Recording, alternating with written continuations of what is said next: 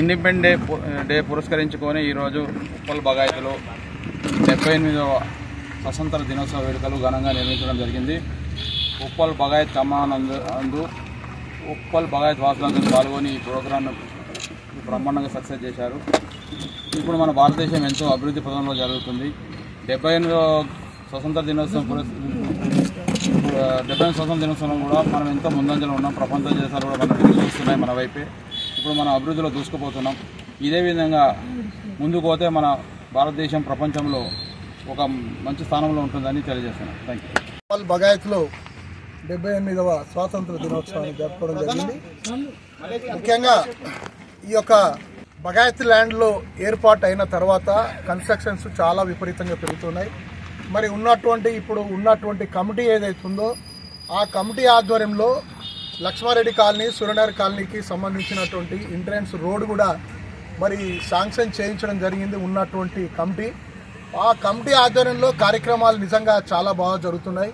అధికారుల దృష్టికి ఇక్కడ జరుగుతున్నటువంటి అవకతవకలే కానీ కొంతమంది అన్నోన్ పర్సన్స్ ఇక్కడ మర్డర్స్ కూడా జరుగుతున్నాయి. దాని విషయంలో మరి పోలీస్ డిపార్ట్మెంట్కు చెప్పడం వల్ల ఇప్పుడు వచ్చినటువంటి ఎలక్షన్ రెడ్డి మన సిఐ గారు కూడా చాలా కేర్ తీసుకొని ఇక్కడ సరౌండ్లో కూడా సుమారుగా రాత్రి 9:30-10 అయిందంటే అలర్ట్ చేయడం జరిగింది. ఇక్కడ ఎవ్వరు ఎలాంటి అగాంతకులు తిరగకుండా మరి ఉప్పల్లో కూడా అతను ఆధ్వర్యంలో చాలా క్రమశిక్షణ అన్నది తీసుకురావడం జరిగింది.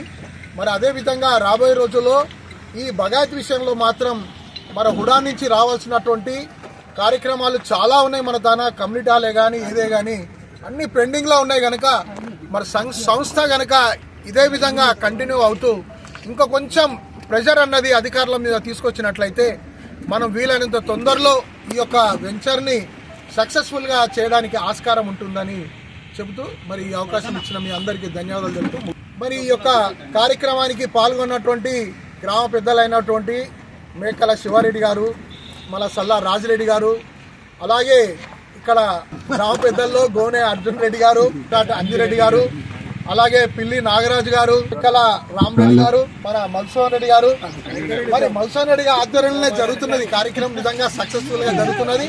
రాబోయే రోజుల్లో కూడా ఇంకా పెద్ద ఎత్తున సక్సెస్ చేయాలని చెప్పేసి మనస్ఫూర్తిగా కోరుకుంటూ మరి క్రమం తప్పకుండా ప్రతి కార్యక్రమానికి ఎక్కడ ఎలాంటి పిలుపున్నా చేసినా గ్రామ పెద్దల్లో ఒకరైనటువంటి వ్యక్తి మేకల వెంకరెడ్డి గారు ప్రతి కార్యక్రమంలో అటెండ్ అవుతూ కార్యక్రమాన్ని విజయపదంలో నడపడానికి ముందందు వేస్తా ఉంటారు ఎక్కువ శాతం. మరి ఆయన వల్ల ఈ యొక్క సంస్థ కూడా చాలా అభివృద్ధి చెందిందని మనస్ఫూర్తిగా చెబుతూ ఈ అవకాశం ఇచ్చేటువంటి మీ అందరికీ ధన్యవాదాలతో ముగిస్తున్నాను.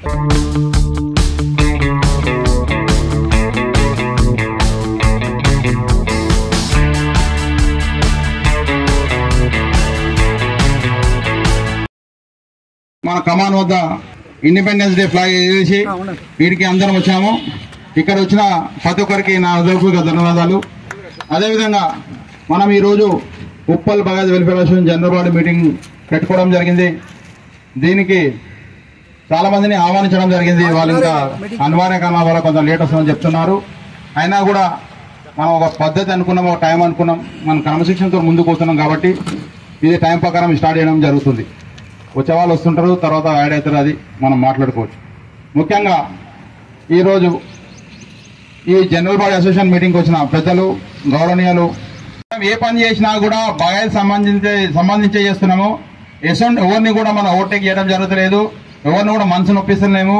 మన పని ఏదో మనం బాధ్యత తీసుకున్నాం కాబట్టి బాధ్యత ప్రకారమే ముందుకు వెళ్తున్నాం తప్పితే మనం ఎవరిని కూడా కించపరచలేదు, ఏం చేస్తలేదు. ఈ మధ్యకాలంలో మీరు చూసినారు, మేము హనుమంత్ కాక వీరడంకుల్, రాజడంకుల్, శ్రీరంగ అందరు కలిసి కూడా మన గోనార్జన్ రెడ్డి గారు అందరు కలిసి కూడా అరవింద్ కుమార్ గారు పోయి ఆ రోడ్ కూడా శాంక్షన్ చేసుకోవడం జరిగింది. రిజిస్ట్రేషన్ ఆఫీస్ నుంచి బగాయతులకు ఎంట్రన్స్ నిర్మించుకోవడం జరిగింది. దానివల్ల అందరు కూడా చాలా ఉపయోగకరంగా ఉంది. నాగోల్ వెళ్ళాలన్నా, పిర్యాద కూడా వెళ్ళాలన్నా, వరంగల్ రోడ్ వెళ్ళాలన్నా రోడ్డు చాలా ఉపయోగకరంగా ఉంటుంది.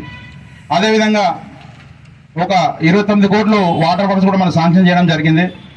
అది కూడా మన అందరి సమిష్టి కృషితో జరిగింది. అదేవిధంగా మొన్న కూడా ఏం చేశారంటే హెచ్ఎండి వాళ్ళు ఫైల్ తీసుకొని జిహెచ్ఎంసీలకు అప్పచెప్తున్నాము. ఇప్పటి నుంచి మీ ఏదో సమస్యలను జిహెచ్ఎంసీ వాళ్ళే మీకు చేసి పెడతారు. ఎందుకంటే మా దగ్గర మ్యాన్ పవర్ లేదు, దానికి టెక్నికల్ కూడా మాకు సపోర్ట్ లేదని చెప్పి వాళ్ళు చెప్పడం జరిగింది. మాకు తెలియకుండానే మమ్మల్ని ఒక మాయలో పెట్టి వాళ్ళు ప్లాట్ డ్రా చేయడం జరిగింది.